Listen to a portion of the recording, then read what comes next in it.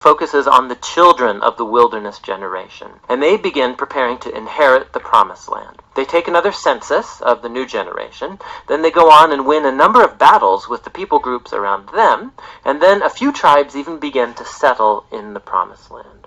So the book ends with the new generation poised to enter into the land, and Moses is about to deliver his final words of wisdom and warning. But for now, that's what the book of Numbers. And remember, this is the second generation. They're the ones embraced. They're letting Abraham, or in this case Moses or whoever's in charge, they're letting the bloodline be the kings, be the leaders. Okay, they're not called kings yet, but if your leaders are picked by a bloodline, then that's a monarchy. You're a king, whether you are called a king or not, whether you have a crown or not. If you got your leadership position because of a bloodline, that's a kingship. Remember, we're still on Bible Project, which is a channel on YouTube if you want to watch his.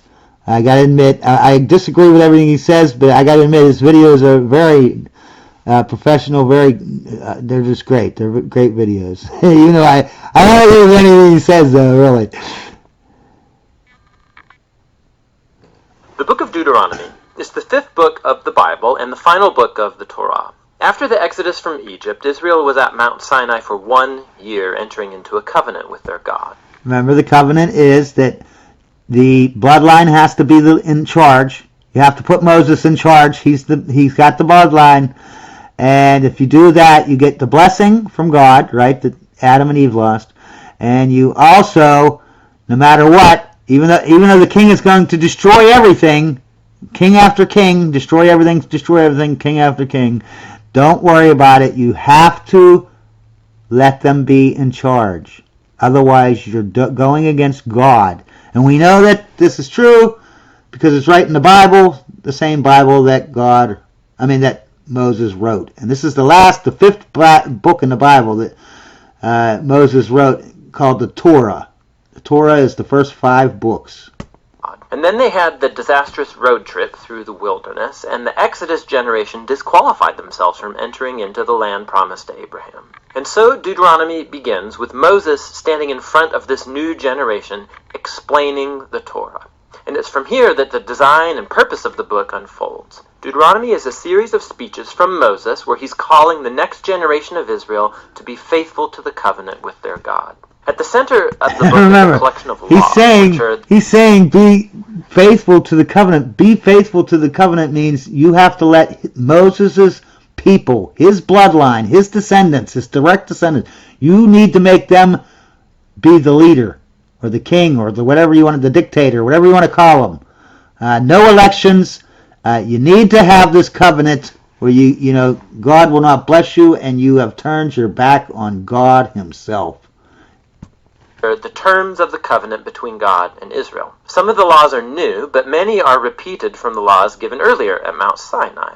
And that's actually where this book gets its name, from a Greek word deuteronomion, which means a second law. Now, surrounding these laws are 2 outer sections of Moses' speech. Each of these are broken up into 2 parts themselves. Let's just dive in and we'll see how this whole thing works. So Moses first of all summarizes the story so far, and he highlights how rebellious the previous generation was, in contrast with God's constant grace and provision in the wilderness. And God did bring his justice on them, yes, but he did not abandon his covenant promises. See, that's what he didn't have a flood on them.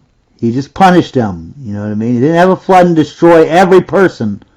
That's what the covenant. That's why you have to follow this bloodline, because if you don't, your leader might be great and your society might be great, but since you turn back on God, you're not saved from maybe having a flood that kills you. You know what I mean? Or some other type of catastrophe, rather. After this comes a series of very passionate sermons where Moses calls on this new generation to be more faithful than their parents were to the covenant. He reminds them of the 10 Commandments. Yeah, he says, your parents, they didn't want me to be the leader. They didn't want my bloodline to be in charge. And look what happened to them. So he reminds them.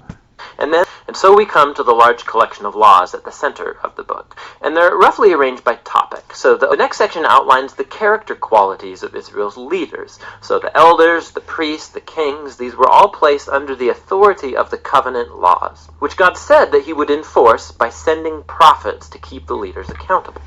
Remember, the kings have the same bloodline, and the king, Moses, he's writing this book.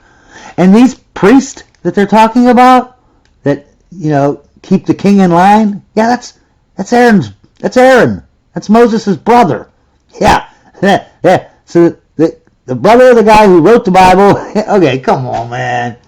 After he goes through all of the laws, he issues a final challenge that Israel should listen to and love their God. He first issues a warning and an ultimatum. If Israel listens to and obeys their God, everything's going to go great. Lots of divine blessing.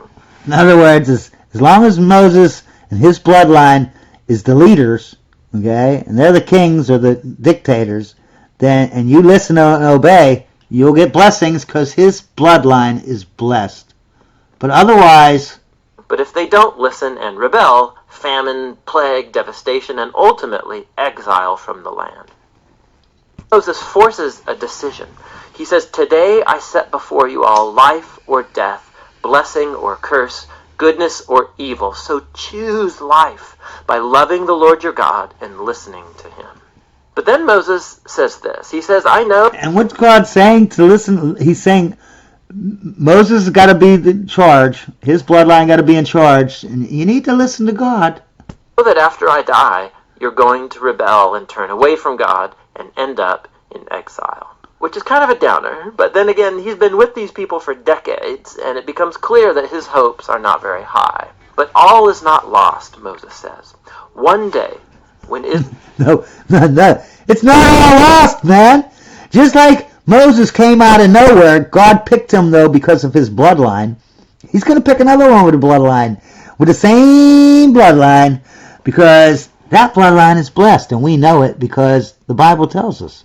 Yeah, the Bible written by the same king who has the same bloodline, it's saying that his bloodline is blessed. Israel is sitting in exile. At any point, Moses says they can turn back to their God, who will, in his words, circumcise your hearts so that you may love him with all your heart and soul and live. See the word circumcise? The first time circumcise is brought up is about the covenant. That's why Jews circumcise themselves. It's a symbol saying that I will let Abraham's bloodline be the leader or the king from now on throughout my life, and I will fight for that kingdomship. I will fight for that bloodline. So Moses ends his speech with a poem of warning and then of blessing, and then he walks up onto a mountain and he dies. Now we're still on this Bible project channel here. We're going into the book of Joshua. Back up and remember the story so far. So God chose Abraham, and then his family became the people of Israel, who are then enslaved down in Egypt. And so through Moses, God rescued Israel out of Egypt. He made a covenant with them at Mount Sinai. Remember, the covenant is a promise that as long as everyone lets this bloodline, Abraham's bloodline, Moses' bloodline, as long as we let them be in charge and them be the leaders, them be the kings, them be the dictators, as long as we do that, everything's going to work out fine in the end. Okay, no matter how horrible they are, no matter how they destroy everyone and everything in their society, we need and must accept them as our kings and our leaders because they have this bloodline. And Adam and Eve lost the blessing of God when they ate from the fruit of the tree of knowledge, and the only way to get that back is to let these people be in charge. Now keep in mind, Moses, who has this bloodline, is the one who wrote these books. Okay? So it must be true, right? Because a king would never lie. A dictator would never lie to us. Right? Alright, so that makes sense.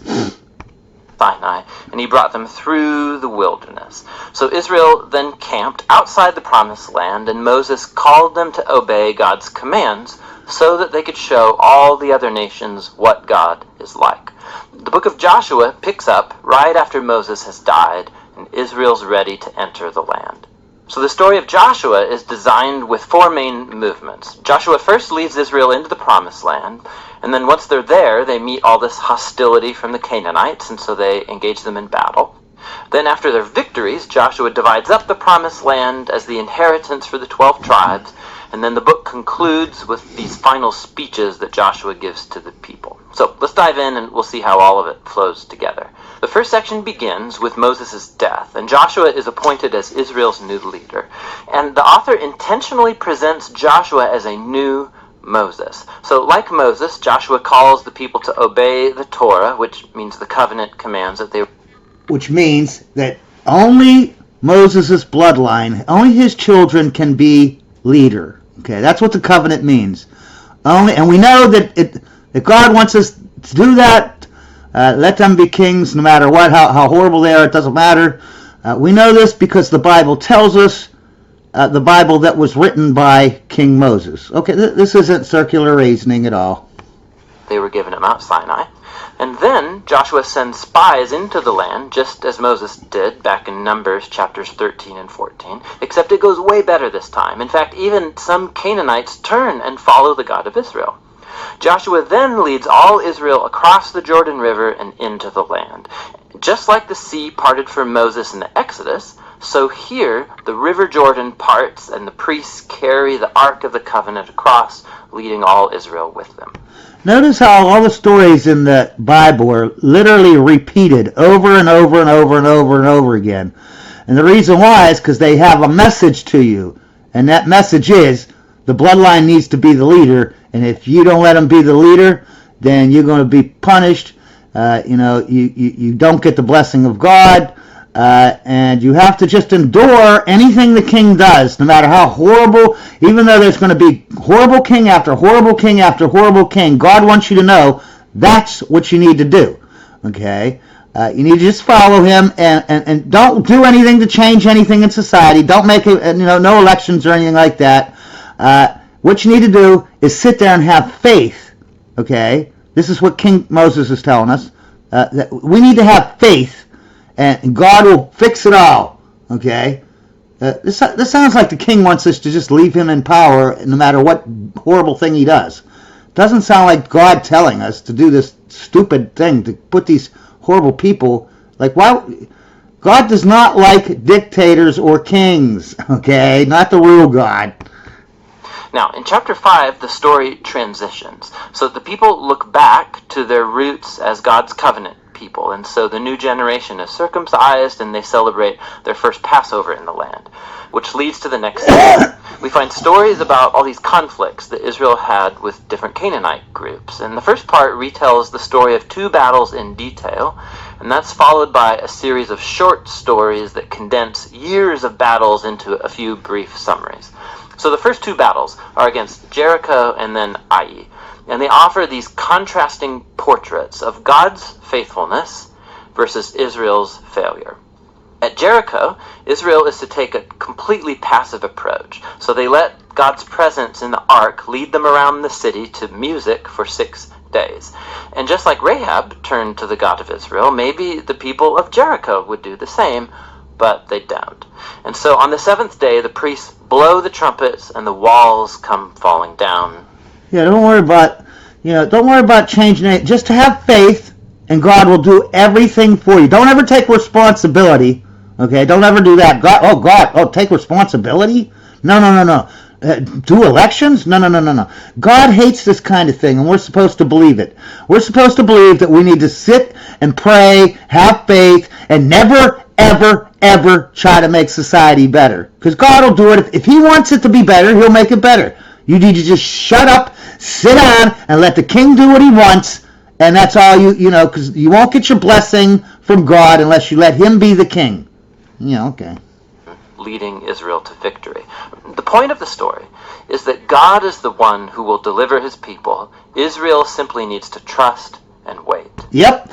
You just need to, even though you have king after king after king after king for century after century after century, destroying everything, being evil. Don't worry about it. You just need to sit there and have faith that God's going to fix it all in the end.